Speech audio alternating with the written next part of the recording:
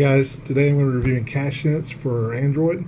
It's a really cool app I've been using for years. Back when I had Blackberry, this app was called CacheBerry, and it was a great app then. It's a great app now. It works very well. Very few things I don't like about it, so I'm just going to take you through some of the settings and just show you what it can do, and just maybe you'll want to try it out. So here we go. All right, I'm going to hit the little settings wheel.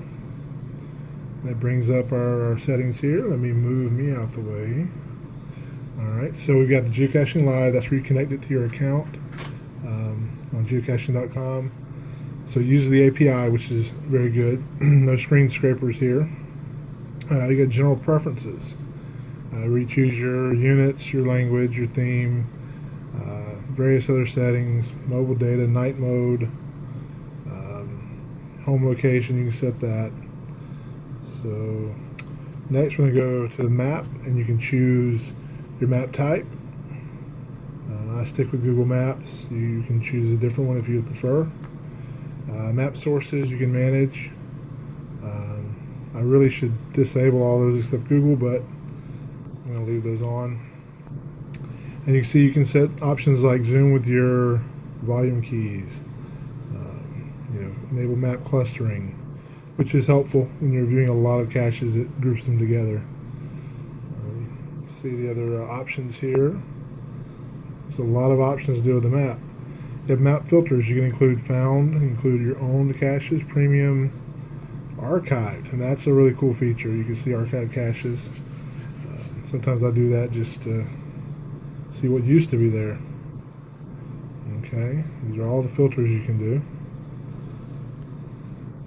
Alright, now the nearest caches, this is where you set the options for that. Then the number, the distance, minimum distance, minimum seconds. You can include your found caches. I don't have that checked because basically I don't want to really see something I've already found it. I don't want to see my own. I do want to see premium. I'm going to check disabled because sometimes there are some disabled caches I might want to know about. You can do cache types. These are similar to the filters for the map. Alright. So now we're going to go field notes. This is a cool setting. Okay. Field note templates. This is great because I use the field notes. I don't publish my logs directly from CacheSense. I create a field note and upload that to gc.com. Then when I get to my computer, I can sit down and type a proper log. Because I hate when people put TFTC. I mean, I hate it. If that's all you put, that's crazy. Okay? Now, if you do that, sorry, but it's wrong. You shouldn't do it. All right, so you can put your template for found, DNF, a generic, you can add your signature, photo templates, photo captions, your personal notes. I mean, this is a really great feature here. Okay? Social integration. Some people may use this, some may not. You connect your Facebook account or your Twitter account. I have Facebook connected, but I don't do anything with it. I'm not posting to Facebook. Now, if they made the ability to post to a page, then I would definitely use it because I have a Facebook page for this account. Right now, they don't have that option. So Twitter, I have that enabled. So there you go. You can auto tweet, go your template, boom. Just change your template. Okay, that works really well.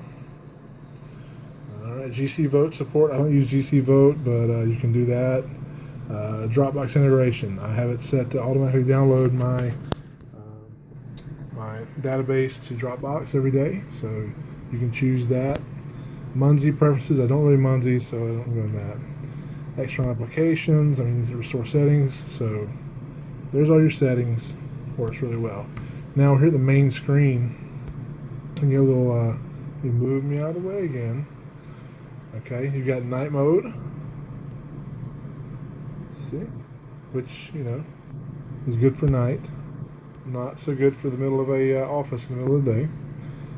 So you can tweet, you can do a Facebook update. So that's kind of handy.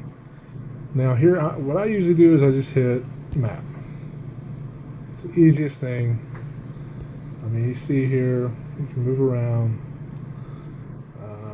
Now, important thing is down here, this lightning bolt, that enables you to have a live connection to Geocaching Live. Otherwise, it's only going to use cache data on your device. So here we see some caches that I haven't found, surprisingly. Alright, so you tap on the cache, it brings up a little snippet, shows you the particulars. Alright, this is by Nurse 1. She hides some very good caches, and usually very difficult ones. So this is a 3-2, which honestly for Nurse 1 means it's probably like a 4-3. But now I tap on it and I can go to the details page and come down here. Got the description, which is laid out really well. And I can swipe this way, waypoints. There's no additional waypoints, but I can add a waypoint. This is helpful if you're doing a multi or a puzzle in the field. Trackables, there's no trackables in this cache. Come back to details, then you go to logs. You see your logs.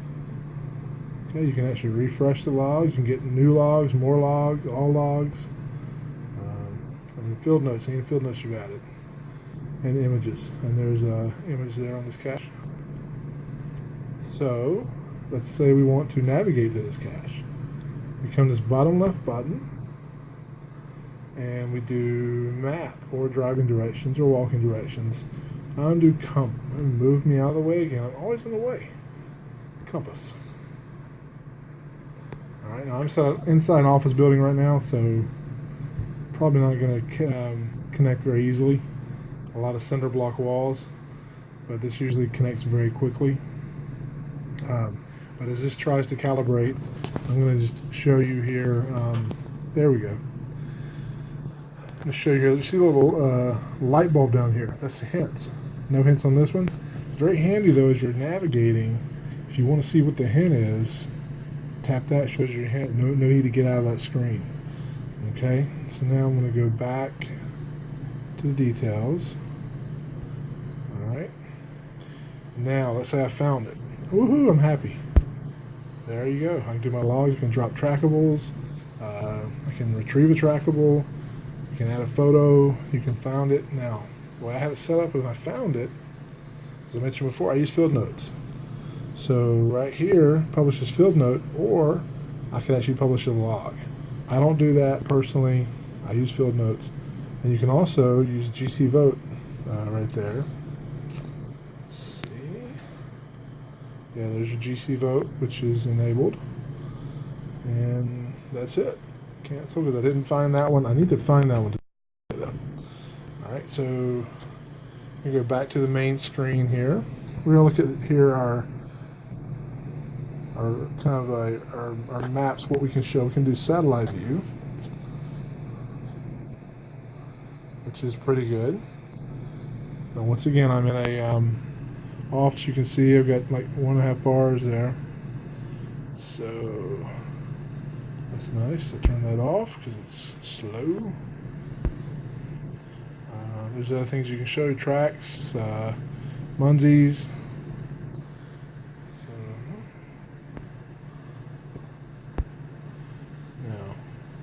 Back to the main screen. You can do work here on your profile. And you see there I am. Field notes I've done. Waypoints I've created. No friends to add. No one likes me. Personal notes. Trackables. Logs. I mean, this is pretty much your whole profile here you can go through. Okay. There's me with my boys. Alright, so we're going to go back. So there you have it. Going through most of the screens here. It's a really solid program.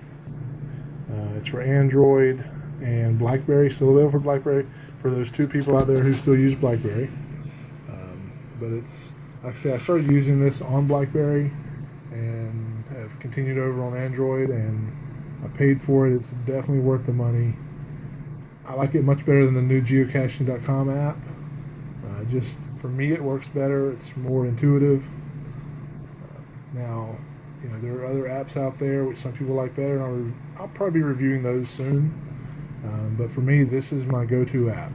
when I don't have my handheld GPS, which I would prefer to have over a phone personally. But hey, to each his own.